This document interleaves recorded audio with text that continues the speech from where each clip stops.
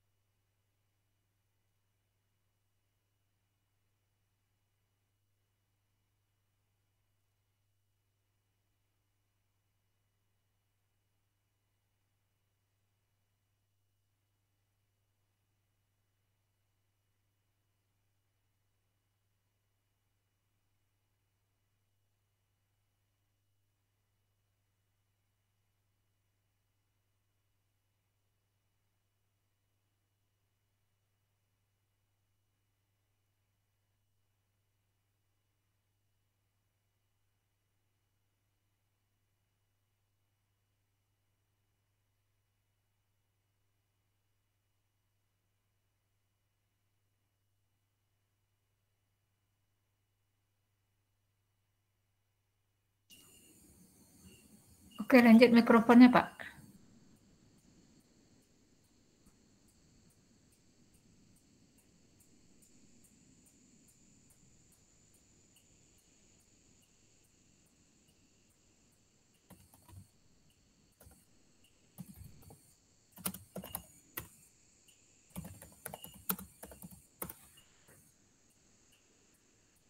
Pak, mikrofon Bapak nggak on itu Pak.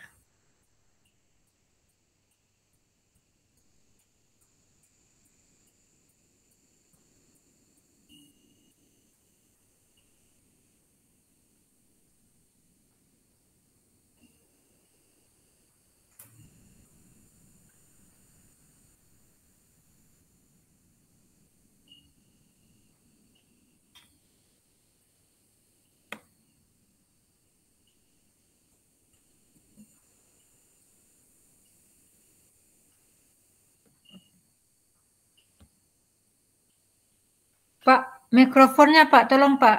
Dinyalain mikrofonnya Pak. Pak, mikrofonnya Pak. Pak Mul, mikrofon Bapak Pak, tolong Pak.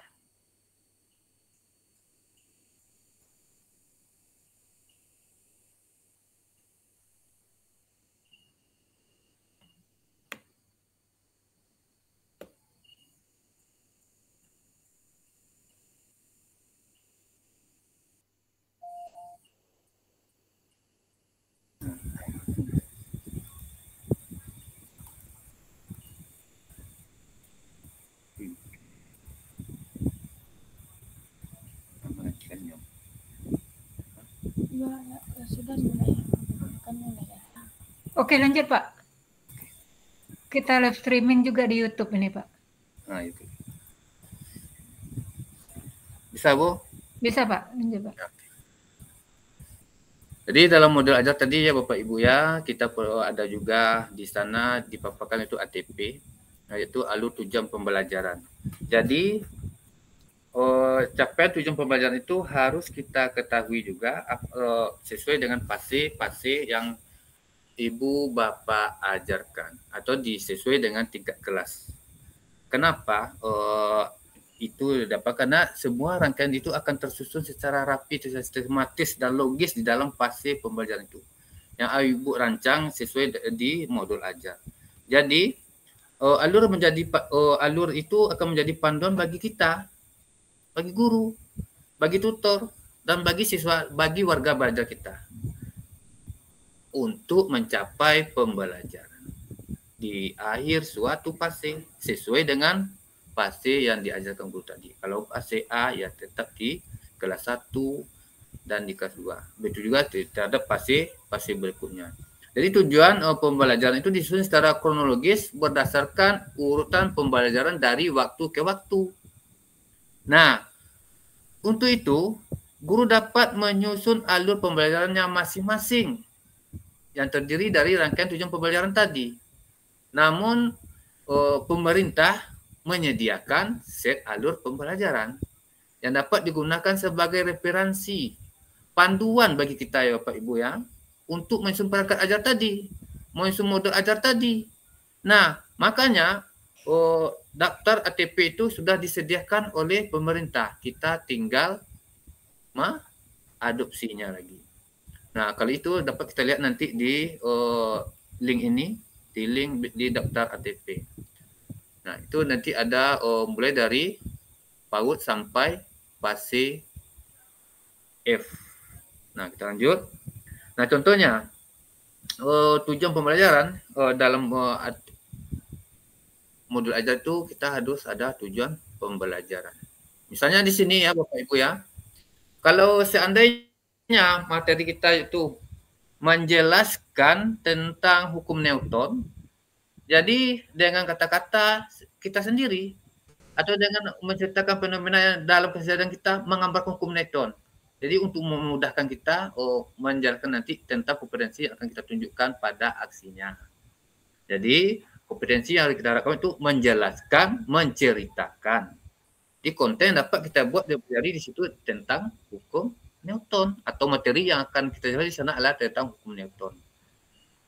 Nah, itu juga dengan dapat kita variasikan dengan apa tadi? Dengan penggunaan keterampilan berpikir kreatif, kritis, dan tingkat tinggi dengan kata-kata sendiri. Kenapa tingkat tinggi? Ini dari menjelaskan. Menceritakan itu merupakan dari tingkat tinggi itu Bapak Ibu ya. Nah, selanjutnya sebelum apa tadi kita harus merancang dulu ATP dan tujuan pembelajaran. Bagaimana analisisnya dari sehingga capaian pembelajaran ini tercapai sesuai dengan yang kita harapkan. Jadi kalau capaian pembelajaran ini alurnya yang pertama yaitu alur pembelajaran. Seterusnya kita jadikan tujuan itu akan kita laksanakan adalah berimbangan dengan asesmen. Setelah kita laksanakan proses, hingganya kita berikan asesmen formatif kepada warga belajar kita, kepada siswa kita, kepada peserta didik kita. Kemudian juga ada juga asesmen sumatif. Sehingga apa saja indikator yang kita berikan tadi akan tercakup dalam asesmen untuk melihat ketercapaian tujuan pembelajaran kita. Nah, rumusan ATP dan TP ini sebenarnya sudah ada panduan umumnya untuk merumuskan ATP dan TP. Juga dapat kita unduh di sini ATP ini. Kalau seandainya di Bitly panduan ATP itu sudah lengkap ya Pak Ibu ya. Merumuskan ATP, TP untuk PAUD sudah ada contoh berikutnya sekali. Begitu juga merumuskan ATP SD per PASE. Nah, ada semuanya sudah ada. Itu sudah diberikan oleh pemerintah pada kita tinggal mengembangkan lagi. Kita tidak usah lagi ATP dan CP, kita mengembangkan mulai dari pondasi sampai PASE E. Nah, kemudian data CP dan TP itu per PASE sesuai dengan Permenristek mengenai CP itu ada salinan keputusan nomor 028 tentang CP PAUD SD sampai PASE SMP LB. Kemudian salinan keputusan nomor 29 CP SMK Pusat Keunggulan. Dapat diunduh juga di sini nantinya. Nanti saya kasihkan linknya. Kemudian data CP itu dan alur TP sudah ada diberikan kepada pendidik.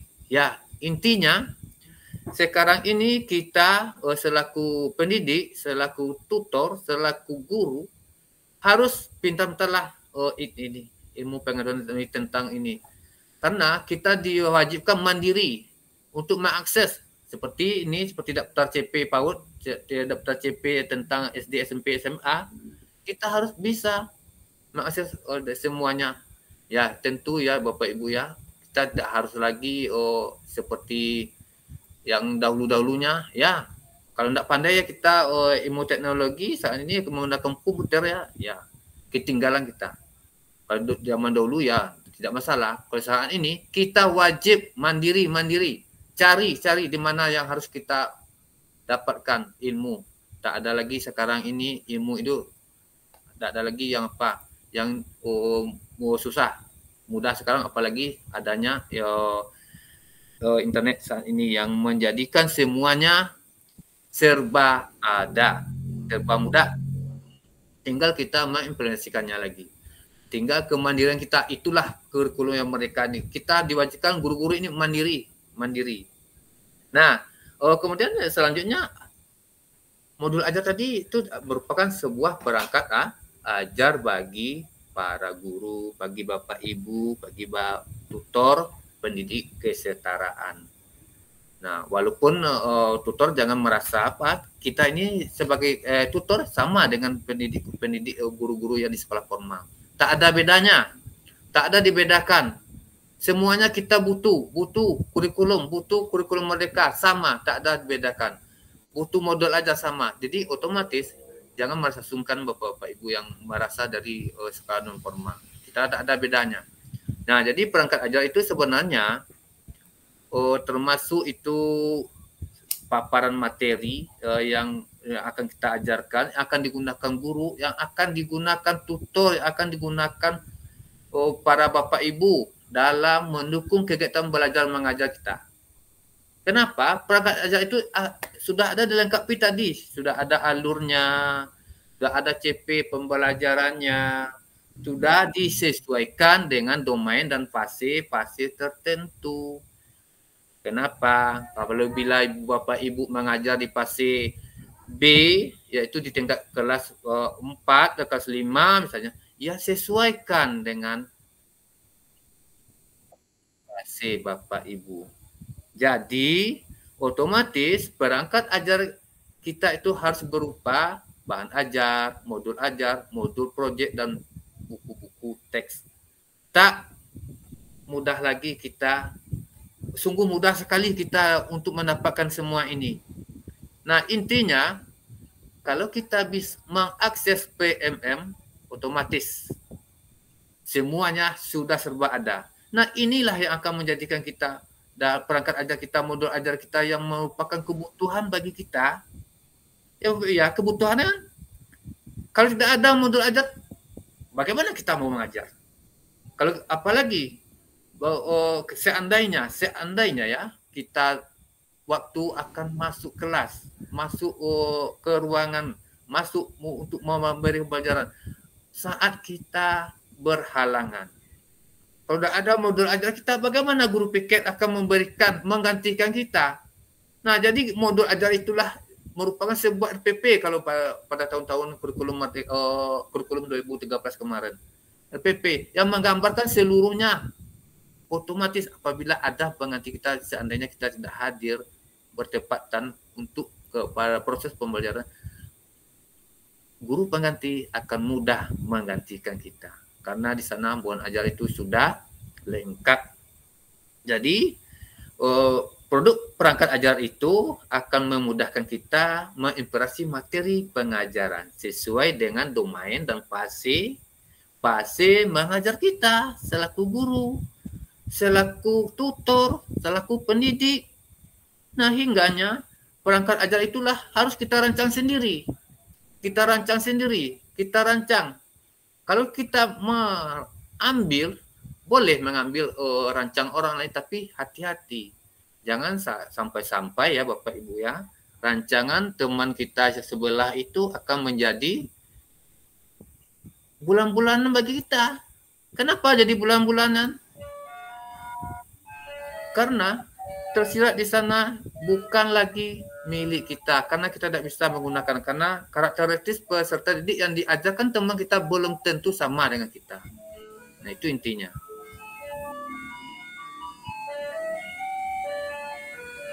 Nah, perangkat ajar. Nah, perangkat ajar ini merupakan, kalau di PMM itu merupakan gotong royong dan berbagi komunitas di pendidikan Indonesia. Nah, itulah yang akan kita kejar Bapak Ibu. Bergotong royong.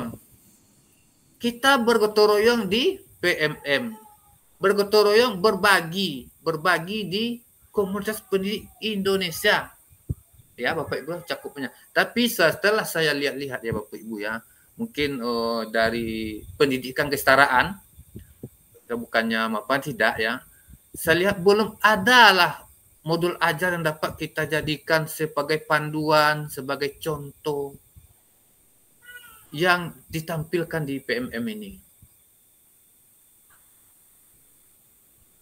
Belum ada ya para rekan-rekan tutor yang dapat berkontribusi, yang menjadi kontributor modul ajar. Nah, untuk itu harapan saya dengan adanya kegiatan ini, kita nantinya bisa membuat modul ajar, perangkat ajar ini yang dapat dijadikan panduan bagi teman-teman kita se-Indonesia atau maupun di sekolah pendidikan di luar negeri yang menuasa Indonesia. Nah, untuk itu kita bergotong royong dari guru untuk guru. Nah, di sini otomatis apabila ada gotong royong ini, Kemendikbud, kementerian memfasilitatorkan kita untuk berbagi perangkat ajar, dibuat oleh guru, dibuat oleh tutor, dibuat oleh yang berkepentingan sesuai dengan institusi pendidikannya, sesuai dengan lembaganya. Apabila kita di BKBM, apabila kita di SKB, ya tentu dengan modul ajar kita tentang pendidikan kesetaraan. Jangan sungkan-sungkan Bapak Ibu ya. Begitu juga dengan sekolah formal. Sesuaikan pula dengan keadaan sekolah formal kita. Nah, kemudian bagaimana pula penggunaannya oleh guru? Nah, inilah yang harus kita sesuaikan dengan kebutuhan dan konteks kelas kita masing-masing ya Bapak Ibu ya. Mungkin kalau di sekolah formal itu kebanyakan tatap muka ya Bapak Ibu ya. Kalau waktu pandemi ya oke, ada yang daring atau mandiri. Tapi kalau di sekolah pendidikan formal, kebanyakan dari kita ini, saya tidak muluk-muluk ya Bapak Ibu ya, di seluruh PKBM mungkin merasa ada proses pembelajaran itu secara mandiri. Mungkin dikarenakan warga belajar kita tidak memungkinkan untuk tatap muka. Nah, itulah yang harus kita sesuaikan dengan perangkat ajar kita, dengan modul ajar kita. Nah, apalagi komponen-komponen yang harus kita lalui tentang apa tadi, perangkat ajar, modul ajar. Nah, sama dengan perangkat-perangkat ajar yang tahun-tahun yang dulu-dulunya. Ada di situ langkah-langkah kegiatan, ada sumber bacaan, guru dan siswa, ada alat bantu mengajarnya, ada soal-soal atau asesmennya, dan ada rujukan lainnya agar guru dapat mengembangkan skenario proses pembelajaran di kelas. Nah, kalau ini merupakan komponen yang tidak terpisahkan dari perangkat ajar. Nah, mungkin tadi ke perangkat ajar itu ada beberapa poin yang di sini yang akan lebih kita tahu itu modul ajar. Kenapa modul ajar? Karena di sini merupakan dokumen yang berisi tujuan langkah yang valid, langkah yang menyatukan tubuh guru ini untuk memberikan rancangan pembelajarannya kepada warga belajar, kepada siswa, pada peserta didiknya. Di sana akan terserat adanya dokumen yang berisi tujuan, langkah, media, pembelajaran, asesmen yang dibutuhkan siswa atau topik-topik berdasarkan alur dan tujuan pembelajaran tadi. Itulah yang modul ajar. Kemudian perangkat ajar itu terdiri dari modul project. Nah, inilah modul project ini sama juga dengan modul ajar. Tapi di sini modul project ini dibutuhkanlah profil pelajar Pancasila tadi. Nah, kalau di pendidikan kesetaraan mungkin bisa ini disatukan dengan kegiatan bisa juga ini kalau di pendidikan kesetaraan disatukan ini di badan kegiatan pengembangan. Kalau di pendidikan sekolah formal ini bisa berdiri sendiri. Nah, kemudian perangkat ajar itu terdiri juga dengan bahan ajar. Nah, inilah bahan ajar ini berupa materi pembelajaran yang membahas satu pokok bahasan. Dapat berupa media cetak, komik, maupun media cetak audio dan video lainnya. Itulah merupakan bahan ajar. Tapi jangan sampai salah ya Bapak Ibu ya, perangkat ajar ini ada modul ajar, modul project, dan bahan ajar. Nah, selanjutnya apa perbedaan jenis perangkat ajar yang 3 tadi? Nah, pertama sudah jelas tadi ada di definisinya, dari tujuannya, dari acuannya, dari pengampunya. Jadi intinya kalau modul ajar ini merupakan alat bantu, sarana media, metode, petunjuk, pedoman pembelajaran yang dirancang secara sistematis dan menarik. Kalau bahan ajar ya merupakan materi pembelajaran untuk membahas pokok bahasan. Dapat media cetak maupun media non cetak, video, audio, visual dan maupun seperti komik-komik itu, buku-buku yang dapat dijadikan sebagai bahan materi kita. Bagaimana pula dengan modul project? Jadi modul project ini dirancang sebagai pembelajaran yang berbasis project, yang mana murid kita, warga belajar kita, atau peserta didik kita bisa mendapatkan kesempatan untuk belajar dari lingkungannya. Ingat ya Bapak Ibu ya, dari lingkungannya sekitar sebagai proses penguatan karakter profil pelajar Pancasila ini. Nah, mungkin bisa di modul project ini bisa kita terapkan tentang bagaimana kalau di sampah, bisa itu kita jadikan modul project. Nah, berasal dari lingkungan sekitar siswa. Jadi membuatkan atau kita untuk menguatkan di modul project ini. Dari tujuan. Tujuan modul ajar ini akan mendukung pencapaian kompetensi dalam pencapaian pembelajaran dan profil Pancasila pada setiap tahap perkembangan pada suatu mata pelajaran. Nah, kemarin waktu kurikulum 2013 mungkin kebanyakan mata pelajaran ini disatukan atau sudah terintegrasi. Kalau sekarang ini di kurikulum Merdeka sudah apa lagi? Sudah per mapel lagi, per mata pelajaran lagi. Kecuali saya Bapak Ibu ya, IPAS masih digabung antara ilmu pengetahuan alam dan ilmu pengetahuan sosial. Nah, itulah yang modul ajarnya nanti, tujuannya. Kemudian bahan ajar. Bahan ajar ini tujuannya membantu kita untuk memahami lebih komprehensif untuk suatu bahasan pada suatu mata pelajaran. Nah, itulah guna tujuannya. Kemudian profil Pancasila kita, siswa kita, sesuai dengan tema bersifat lintas disiplin yang ditentukan oleh Kemendikbudristek. Misalnya tentang lintas disiplin ini yang disesuai dengan lintas disiplin ini yang ditentukan oleh kata-kata profil Pancasila yang kita kembangkan. Kemudian acuan ini kalau modul ajar kita baca pada CP sesuai dengan PASE dan kita jabarkan dalam ATP. Kalau bahan ajar bagaimana? Ya, bahan ajar dari itu merupakan dari acuan tujuan pembelajaran. Modul proyek, ya inilah profil Pancasilanya, dimensi elemen-elemen dan sub-elemen tadi yang dari awal kita terangkan.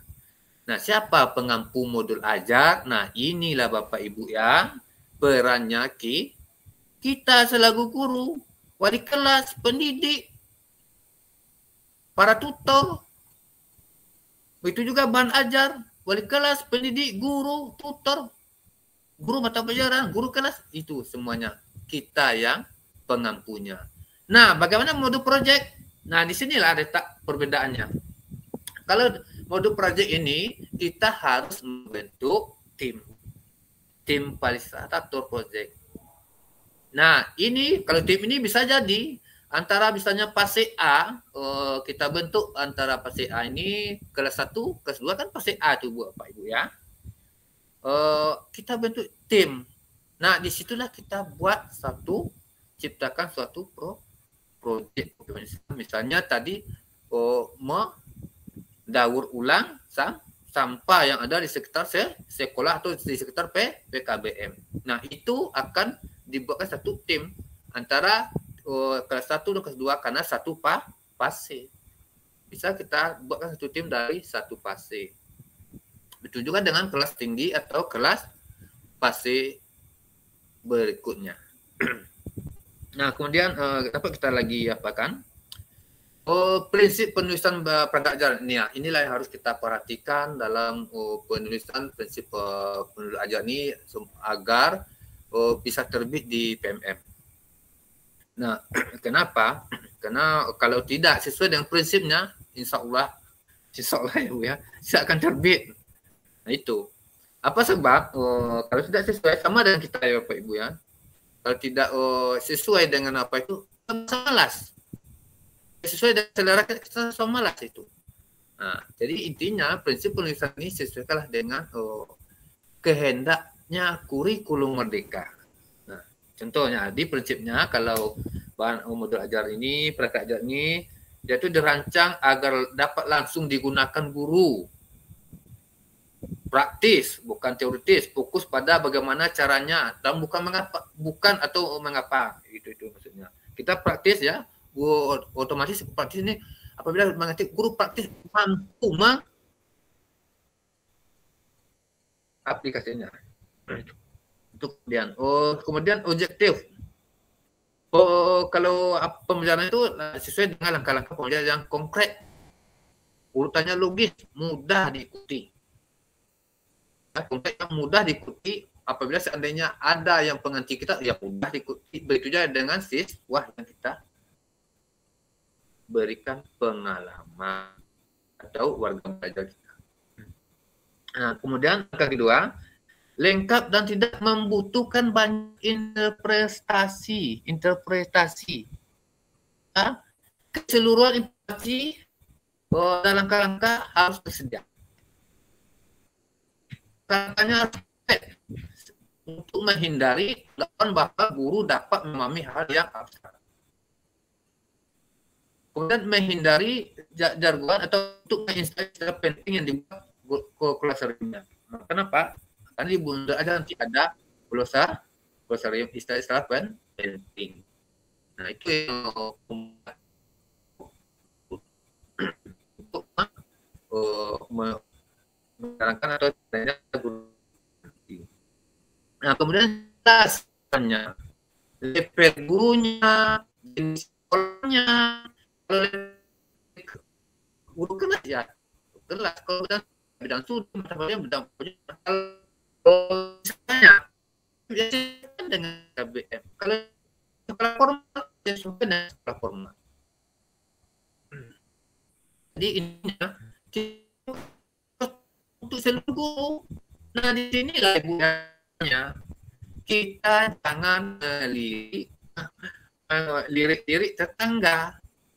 Sebab mulai ajaran dirancang orang dengan orang tidak sama.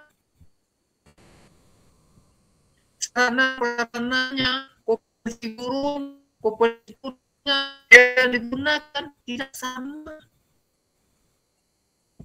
Serta informasi lainnya yang dibutuhkan sebagai pertimbangan guru untuk melakukan perangkat ajar tersebut tidak sama. Sesuaikanlah dengan kondisi sekolah instansi kita. Yaitu Bapak Ibu ya, jangan sampai lah. Kalau orang bisa di sebelah tetangga kita, dia bisa menggunakan laptop, menggunakan apa dengan presentasi. Kita harus tidak menggunakan, kita ada memiliki itu, ya jangan, kita sesuaikan dengan keadaan kita dan keadaan sekolah kita. Tetapi apabila sudah sesuai dengan kualitas dengan pemerintah, pasti waktu pemerintah akan dapat akan bisa mampu berpusat pada strategi. Itulah intinya guru mereka ini. Nah, seluruhnya ya CP, tujuan dan akan sesuaikan dengan kurikulum. Nah, kita harus selaku pendidik kalau menurut perangkat ajar ini harus berorientasi pada penguatan kompetensi dan kemampuan berpikir tahap tinggi. Kalau itu yang lebih apanya. Kenapa? Karena siswa ini tidak lagi kita masih dengan materi kita ajarkan seperti cara menonton dulu. Kenapa dia berpikir tahap tinggi? Sekarang cobalah kita kasihkan saja materi ini. Coba siswa ini mencari dulu, menggali pengalaman-pengalaman yang ada pada dirinya. Itulah yang didapatkan dia berpikir tingkat tinggi. Baru kita memfasilitasi atau meluruskan. Nah, kemudian sesuai dengan kurikulum itu berpusatlah pada siswa, berpusat kepada proses didik. Nah, mungkin pendidikan kesetaraan, kalau kita berpusat pada pelajar, sesuaikan dengan kemampuan warga belajar kita. Belajar kita belajar mandiri, dia maklumatnya Bapak Ibu ya, keluarga besar yang menuntut ilmu di PKBM, mungkin kebanyakan ada yang sudah berkeluarga, sudah memiliki pekerjaan, ya sesuaikan dengan kemampuan dia. Jangan paksakan dengan kemampuan yang tidak mungkin dia bisa berpikir tahap tinggi. Atau nyatakan kegiatan itu sebagai bagaimana kegiatan belajar dia bisa dimodifikasi dan dibuat pada sesuai dengan kebutuhan belajar siswa kita. Sudahlah belajar kita dia belajar mandiri, sudah dengan kebutuhannya asesmen seperti ini ya, mungkin kalau tidak mungkin jangan. Mana yang patut, mana yang bisa dia memperlihatkan pengalaman, itu yang terpenting. Nah, Kemudian pada ini ya Bapak Ibu, kalau seandainya kita selaku untuk perangkat ajar ni, Bapak Ibu tutor dan kita harus berfokus kepada posisi modul ajar pada saat ini ya, yang agar modul ajar kita ini tervalidasi di PMM. Nah untuk itu nanti Bapak Ibu diharapkan untuk membuat minimal satu pertemuan modul ajar dari satu modul yang utuh. Semoga dengan pertemuan itu nanti kita bisa melengkapi secara mandiri nanti. Nah, lebih baiklah kita lanjutkan tentang bagaimana penyusunan modul ajar, komponen-komponennya yang harus kita lalui, yang harus kita buat untuk menyusun perangkat ajar tentang modul ajar ini. Nah, yang pertama itu apa itu sebenarnya kita modul ajar itu?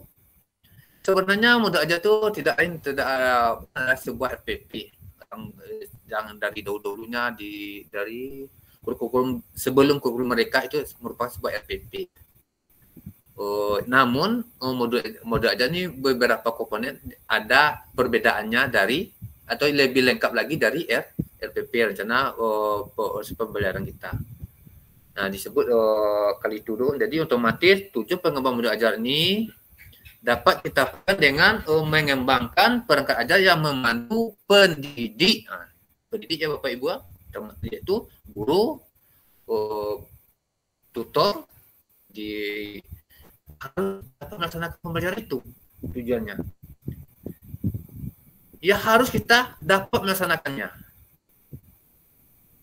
Jangan nanti kita buat modul ajar tapi kita tidak dapat melaksanakannya. Nah, itulah yang akan menjadi permasalahan. Intinya kalau tujuan ini harusnya tidak akan bisa sama, tujuan modul ajar kita tidak akan mungkin sama dengan tema lain, dengan apalagi karena sesuai dengan kemampuan kita, sehingga kita selaku guru atau tutor akan dapat melaksanakan pembelajaran. Karena belum tentu orang lain bisa melaksanakan pembelajaran sesuai dengan modul ajar yang kita rakit, modul ajar yang kita rancang.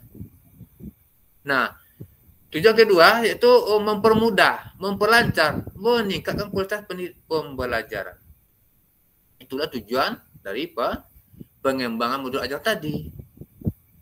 Nah, kemudian merujuk bagi guru, bagi tutor, dan dalam melaksanakan kegiatan pembelajaran. Seterusnya akan menjadi kerangka kerja yang menggambarkan prosedur dan pengorganisasian pembelajaran sesuai dengan capaian pembelajaran. Nah, kemudian pendidik untuk memiliki kemerdekaan untuk apa? Untuk memodifikasi modul ajar yang sudah ada disediakan pemerintah. Di mana? Nah, itulah ya Bapak Ibu ya. Kita boleh ATM ya. Ambil, tiru dan modifikasi. Di mana kita ambilnya itu? Ya bisa. Kita ambil dari PMM. Banyak. Nah, tapi kita modifikasi sesuaikan dengan karakteristik peserta didik di satuan pendidikan kita, di satuan PKBM kita, di satuan SKB kita. Itulah ATM kita modifikasi. Nah, kemudian kita susun sendiri. Sesuaikanlah dengan karakteristik peserta didik kita tadi. Nah, itulah tujuan penyusunan modul ajar. Nah, kemudian bagaimana kriteria pembuatan modul ajar yang baik itu, yang bagus, yang diinginkan kementerian, yang diinginkan PMM. Ya, ada esensialnya. Yang pertama itu tentang pemahaman konsep dari setiap mata pelajaran melalui pengalaman belajar dan lintas disiplin. Nah, harus bermakna, menarik dan bermakna dan menantang. Kenapa? Menarik dan bermakna dan menantang akan menumbuhkan minat untuk belajar. Peserta didik kita untuk minatnya akan tumbuh dan melibatkan murid, melibatkan peserta didik, melibatkan warga belajar. Dengan kaitkanlah dengan pengalaman-pengalaman atau pengetahuan dari sebelumnya warga belajar itu. Pasti ya Bapak Ibu bisa Bapak Ibu akan menyusulkan capaian pembelajaran yang akan Bapak Ibu tutor capai. Nah, kemudian kriterianya itu relevankan dan kontekstual. Ya, sesuaikan dengan konteks diri dan lingkungan peserta didik, warga belajar. Kalau warga belajarnya belajar mandiri, sesuaikan. Kalau belajar tatap muka, ya sesuaikanlah. Harus direlevankan dengan kontekstualnya itu. Modul ajarnya nanti. Nah, untuk itu selanjutnya harus berkesinambungan. Kenapa? Karena ini akan berkaitan dengan antara alur pembelajaran dengan fase belajar murid. Jadi berkesinambungan itu mungkin waktu dalam misalnya dari antara fase A dengan topik ini bisa kita laksanakan di kelas 1, kemudian kita lanjutkan di kelas 2, di otomatis berkesinambungan. Dia berlanjut. Itulah yang dia pakai nanti. Nah, kemudian strategi untuk membuat atau memotivasi modul ajar tadi. Ya, otomatis ya Bapak Ibu, kalau kita mau ATM, modifikasi modul ajar, ya kita perlu berkolaborasi. Ya, pada rekan guru, tutor dengan mata pelajaran yang sama. Sesuai dengan fase. Misalnya kalau di fase B, ya sesuai dengan rekan guru, para tutor di fase B dengan mata pelajaran sama. Kalau memang IPAS, ya sesuaikanlah dengan guru IPAS. Atau di kelas kalau fase B kan kelas paket A ya, paket atau di SD. Ya kita harus kolaborasi dengan gurunya. Guru kelas 4 dan guru kelas 5. Nah, itulah yang akan menjadikan kita berkolaborasi untuk menambah pengalaman.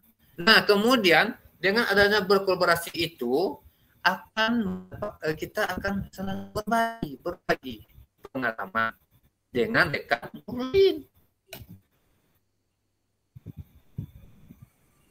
Dengan pengalaman akan terciptalah suatu hasil yang maksimal yang akan dapat dijadikan sebagai panduan kita bersama dengan guru yang berprestasi tadi untuk memajukan satuan pendidikan kita.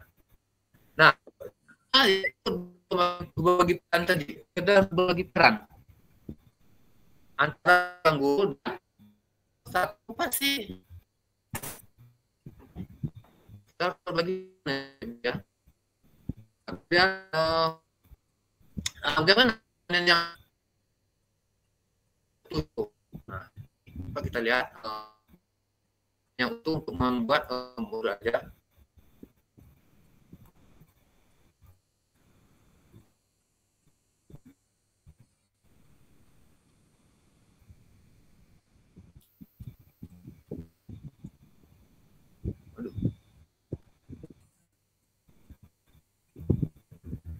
Yang kerangka modul ajar itu utuh dibuat untuk memenuhi satu unit alur pembelajaran yang dicapai dalam beberapa pertemuan.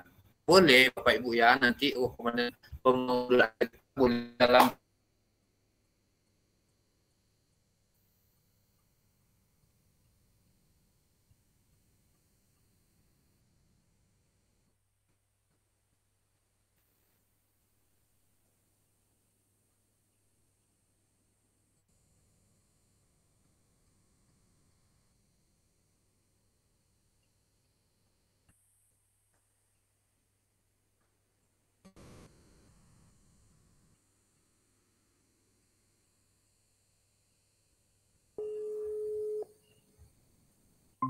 perhatikan.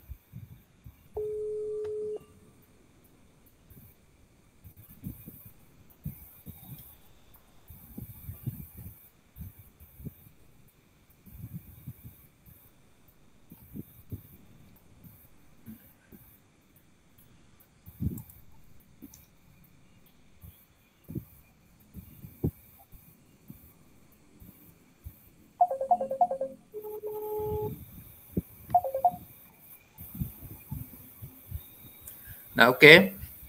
Nah, kemudian itu komponen yang selanjutnya akan menjadikan data penggunaan jumlah pertemuan kontributor. Nah, ini harus kita sesuaikan. Jumlah pertemuan dalam apa itu harus kita detailkan untuk menentukan jumlah berdasarkan tujuan pembelajaran. Model pembelajaran apakah daring, luring, campuran atau sarana prasarana yang dipakai. Nah, begitu juga dengan proses pembelajaran tatap muka atau mandiri. Nah, itu detail penggunaannya. Kemudian yang detail modul ada per pertemuan, kita harus sesuaikan dengan informasi yang sesuai dengan materi untuk pertemuan-pertemuan berikutnya. Selanjutnya, contoh modul ajar. Nah, ini dari modul ajar ini harus ada capaian pembelajaran, tujuan pembelajaran. Ini contoh modul ajar ya, Bapak Ibu ya. Kita ambil kepada modul ajar paket B kelas 8. Nah, di sini. Di sini ada modul informasi umum di sini harus ada penyusunnya, satuan pendidiknya, pasti mata pelajaran. Enggak tampil, Pak. Enggak tampil, Pak. Pak, Enggak tampil ya, Bu ya. Ini kan secara langsung ke YouTube, Pak ya. Jadi kalau bisa Ya. PowerPoint-nya muncul, Pak. Nah, ya. Terus langsung ke contohnya, Pak. Biar apa kalau teori kan udah banyak yang ini yang mempelajari ya. Mungkin langsung ke contohnya, Pak. Ayo, oke.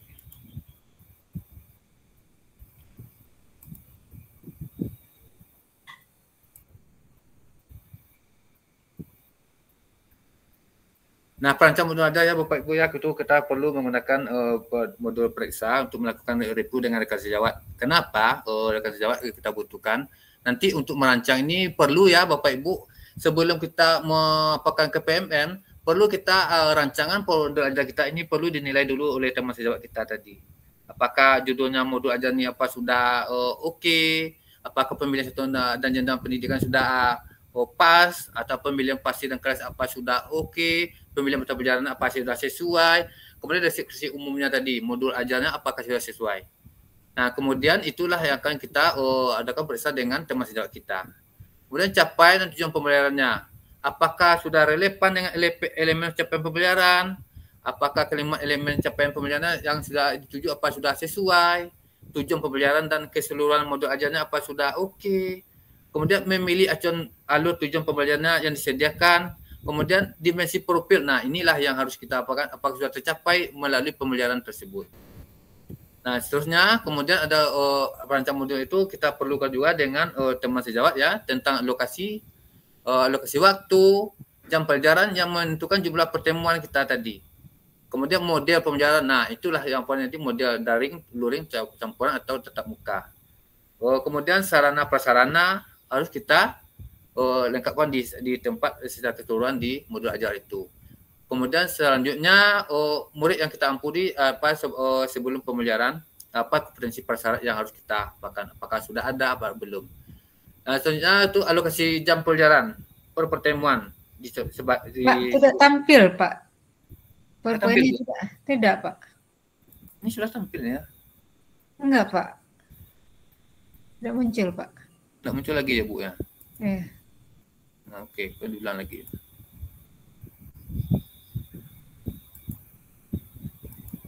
Nah, muncul kan, Bu? Muncul. Muncul, Pak. Hah? Muncul? Muncul, Pak. Nah, tadi kita harus rancangan modul ajar yang kita itu harus kita kooperasikan dengan teman sejawat dulu sebelum kita akses ke PMM. Apakah harus disesuaikan dengan dulu kehendak dari kurikulum Merdeka ini. Nah, tadi sudah sampai kepada alokasi jam pembelajaran. Apakah sesuai dengan pertemuan? Misalnya satu kegiatan itu 6 JP atau 4 JP harus disesuaikan. Kemudian rincian kegiatan pembelajarannya sudah sesuaikah dengan atau sesuai dengan saran kurikulum Merdeka? Maka di sana tercantum tujuan pembelajaran pada pertemuan pertama apa, kedua apa, itu sudah ada. Indikator keberhasilan, daftar kelengkapan ajar, kemudian daftar lampiran atau materi pendukung sebagai referensi untuk lampiran pada bagian materi pendukungnya nanti.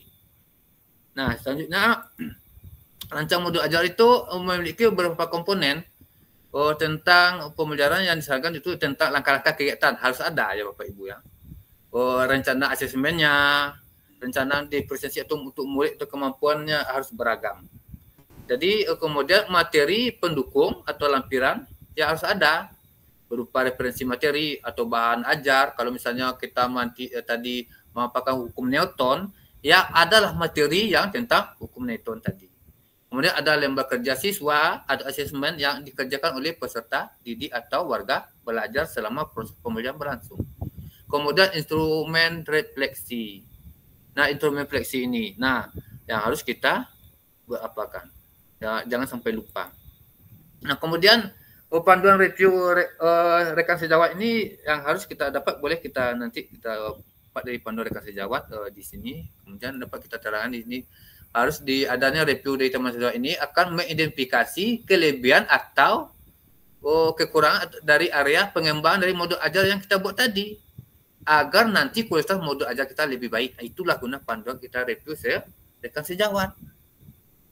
Nah, kemudian apabila setelah kita laksanakan review asinkronon dan sinkronon, dengan review asinkronon ini dapat dimulai ketika modul ajar sudah selesai sampai paling lambat pada hari pertama, sebelum kita paparkan secara ketua di kelas.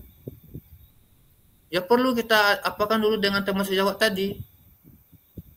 Nah, untuk itu kalau Ibu ingin minta panduan review sejawat ini ada, nanti kita klik aja di link ini, dia ketemu. Nah, nanti dibagikan oleh Ibu ya. Kemudian seterusnya, bagaimana pula dengan konten mereka belajar itu dengan di platform mengajar. Nah, inilah yang harus kita apakan. Di sini sudah jelas di panduannya sudah ada tentang kualitas penyusunan modul ajar. Gunanya untuk panduan ini akan menjadikan kita sebagai menulis perangkat ajar agar perangkat ajar kita sesuai dengan kehendak kurikulum merdeka. Apa yang ingin dicita-citakan Kementerian kita saat ini. Nah, kemudian modul ajar itu punya hak cipta ya Bapak Ibu ya. Harus punya hak cipta. Kenapa? Hak cipta itu akan menjadi hak milik kita. Nah, seluruhnya hak kepemilikan konten kita untuk menjadi milik kita, menjadi kontributor kita yang punya. Jadi kalau kita jadi kontributor memberikan lisensi terbatas kepada kementerian, dan penggunaan platform mengajar ini akan menyimpan dan menyalin konten milik kontributor. Siapa yang dikontributor? Ya kita yang menulis bahan ajar tadi. Ya kita kirimkan ke BMM. Nah, itu sebagai literasi lisensi tersebut juga berlaku untuk mendistribusikan atau memastikan kesediaan konten bagi pihak ketiga yang berkepentingan komersial. Bisa jadi kita diambil oleh pihak ketiga. Nah, itu akan menjadi hak kita. Nah, hindarilah plagiat. Nah, inilah yang harus kita. Kalau seandainya memang kita benar-benar juga akan mengambil orang lain, jelaskan di sana. Boleh kita buat di situ. Kita membuat karya orang ini. Misalnya kita mengambil gambar ini, ya boleh. Ini di bawahnya atau kita buatkan di bawahnya itu bahwa ini punya orang itu. Buatkan hak cipta orang itu di sana. Misalnya kita ambil dari HTTP ini. HTTP ini pengertian ini. Itu sudah jelas. Atau dari buku PKN kelas 2 ini. Nah, itu jelas halaman itu. Jadi baru otomatis kita tidak pakai lagi lihat itu. Tapi kalau dapat hindari ya Bapak Ibu untuk plagiat ini untuk mencipta punya orang-orang lain. Nah, kemudian ruang lingkup plagiat ini yang harus kita perhatikan untuk modul ajar kita ya agar ditampilkan di PMM. Yang pertama mengutip kata-kata atau kalimat orang lain dan menggunakan tanda kutip, tidak menyebutkan identitas sumbernya. Itu yang harus hal yang termasuk ke dalam tindakan plagiat. Jadi perlu kita gagas menggunakan